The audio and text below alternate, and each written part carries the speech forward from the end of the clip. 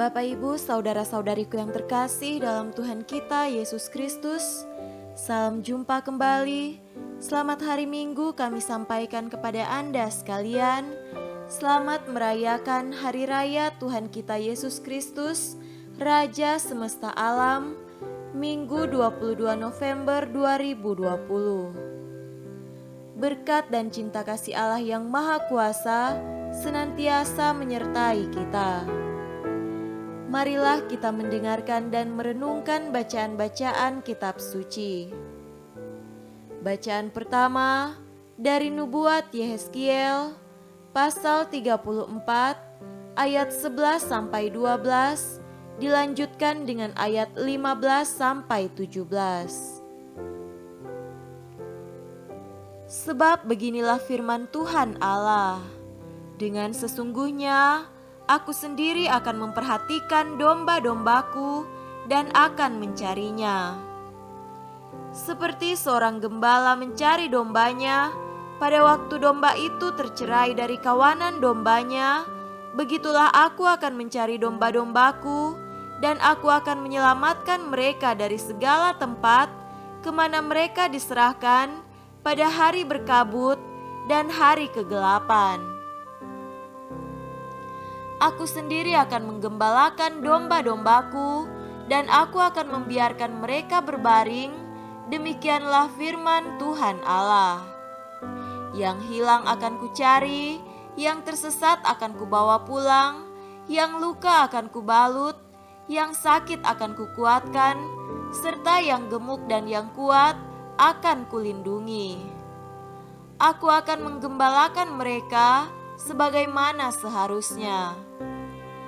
Dan hai kamu domba-dombaku, beginilah firman Tuhan Allah.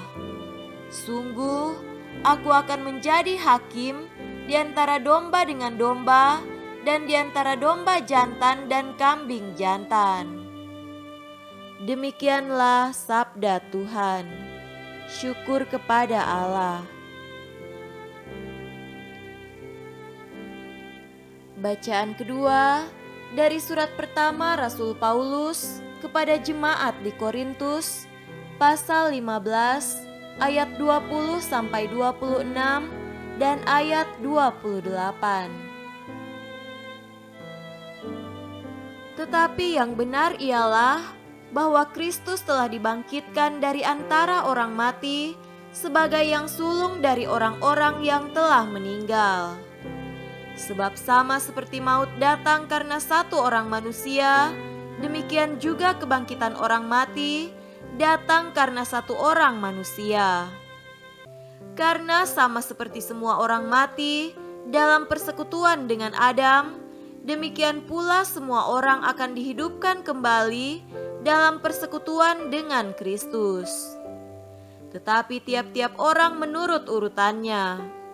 Kristus sebagai buah sulung, sesudah itu mereka yang menjadi miliknya pada waktu kedatangannya. Kemudian tiba kesudahannya, yaitu bila mana ia menyerahkan kerajaan kepada Allah Bapa, sesudah ia membinasakan segala pemerintahan, kekuasaan dan kekuatan. Karena ia harus memegang pemerintahan sebagai raja sampai Allah meletakkan semua musuhnya di bawah kakinya. Musuh yang terakhir yang dibinasakan ialah maut. Tetapi kalau segala sesuatu telah ditaklukkan di bawah Kristus, maka ia sendiri sebagai anak akan menaklukkan dirinya di bawah Dia yang telah menaklukkan segala sesuatu di bawahnya, supaya Allah menjadi semua di dalam semua. Demikianlah sabda Tuhan. Syukur kepada Allah. Tuhan beserta kita sekarang dan selama-lamanya. Inilah Injil Yesus Kristus menurut Matius. Dimuliakanlah Tuhan. Injil Matius pasal 25 ayat 31 sampai 46. Apabila Anak Manusia datang dalam kemuliaannya dan semua malaikat bersama-sama dengan Dia, maka Ia akan bersemayam di atas tahta kemuliaannya. Lalu semua bangsa akan dikumpulkan di hadapannya, dan Ia akan memisahkan mereka seorang daripada seorang, sama seperti gembala memisahkan domba dari kambing, dan Ia akan menempatkan domba-domba di sebelah kanannya dan kambing-kambing di sebelah kirinya. Dan raja itu akan berkata kepada mereka yang di sebelah kanannya, "Mari, hai kamu yang diberkati oleh Bapa-Ku, terimalah kerajaan yang telah disediakan bagimu sejak dunia dijadikan. Sebab ketika aku lapar, kamu memberi aku makan, ketika aku haus, kamu memberi aku minum. Ketika aku seorang asing, kamu memberi aku tumpangan. Ketika aku telanjang, kamu memberi aku pakaian. Ketika aku sakit, kamu melawat aku. Ketika aku di dalam penjara, kamu mengunjungi aku."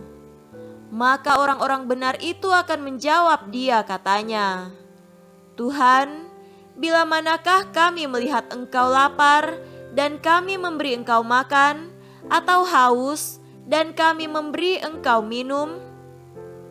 Bila manakah kami melihat Engkau sebagai orang asing dan kami memberi Engkau tumpangan, atau telanjang dan kami memberi Engkau pakaian? Bila manakah kami melihat Engkau sakit atau dalam penjara dan kami mengunjungi Engkau?" Dan raja itu akan menjawab mereka, "Aku berkata kepadamu, sesungguhnya segala sesuatu yang kamu lakukan untuk salah seorang dari saudaraku yang paling hina ini, kamu telah melakukannya untuk aku." Dan Ia akan berkata juga kepada mereka yang di sebelah kirinya, "Enyahlah dari hadapanku, hai kamu orang-orang terkutuk, enyahlah ke dalam api yang kekal yang telah sedia untuk iblis dan malaikat-malaikatnya. Sebab ketika aku lapar, kamu tidak memberi aku makan.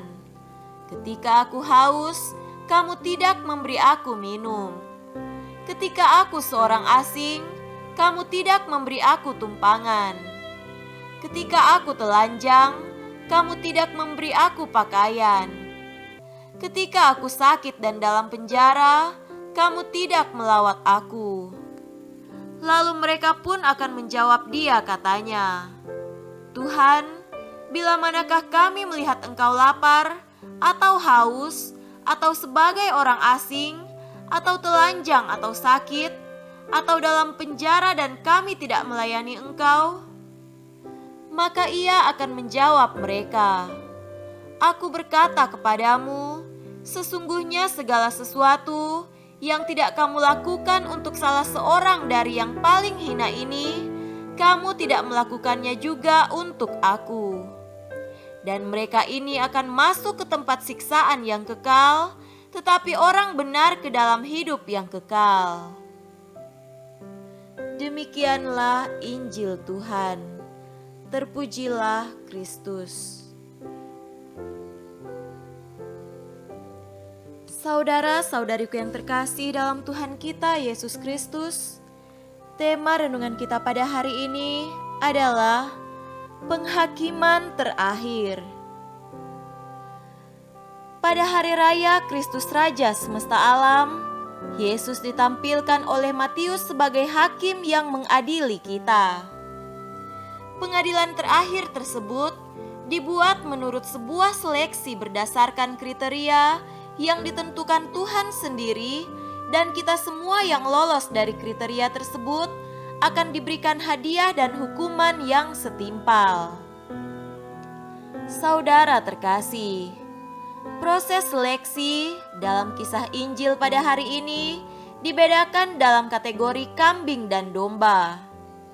Seleksi untuk masuk dalam kategori kambing atau domba dibuat berdasarkan hukum kasih, yaitu sikap dan perilaku kepada Tuhan dan sesama. Segala sesuatu yang kamu lakukan untuk salah seorang dari saudaraku yang paling hina ini, kamu telah melakukannya untuk aku. Demikian pula sebaliknya, segala sesuatu yang tidak kamu lakukan untuk salah seorang yang paling hina ini, kamu tidak melakukannya juga untuk aku. Kriteria kerajaan Allah sangat jelas dan transparan, tidak abu-abu dan berbelit-belit. Bagi mereka yang memenuhi kriteria tersebut akan diberi hadiah atau reward, yaitu kebahagiaan abadi bersama Tuhan, sementara mereka yang tidak memenuhi kriteria tersebut akan diberi hukuman, yaitu siksaan yang kekal. Saudara-saudariku terkasih, apa pesan Injil pada hari ini untuk kita? Yesus Sang Raja semesta alam tidak bermaksud menakuti atau mengancam kita. Yesus justru mau mengingatkan kita bahwa nasib kita kelak akan sangat ditentukan oleh sikap dan perilaku kita saat ini terhadap sesama kita. Bagaimana sikap dan perilaku kita terhadap sesama yang sakit? Apakah kita peduli? Bagaimana sikap dan perilaku kita terhadap sesama yang hidup miskin dan berkekurangan di sekitar kita? Bagaimana sikap dan perilaku kita terhadap orang asing atau pendatang di lingkungan kita? Bagaimana pula sikap dan perilaku kita terhadap para tawanan dan narapidana di penjara? Jawaban jujur atas pertanyaan-pertanyaan tersebut akan sangat menentukan nasib kita kelak, yaitu masuk dalam kebahagiaan abadi atau siksaan yang kekal. Semoga demikian. Amin.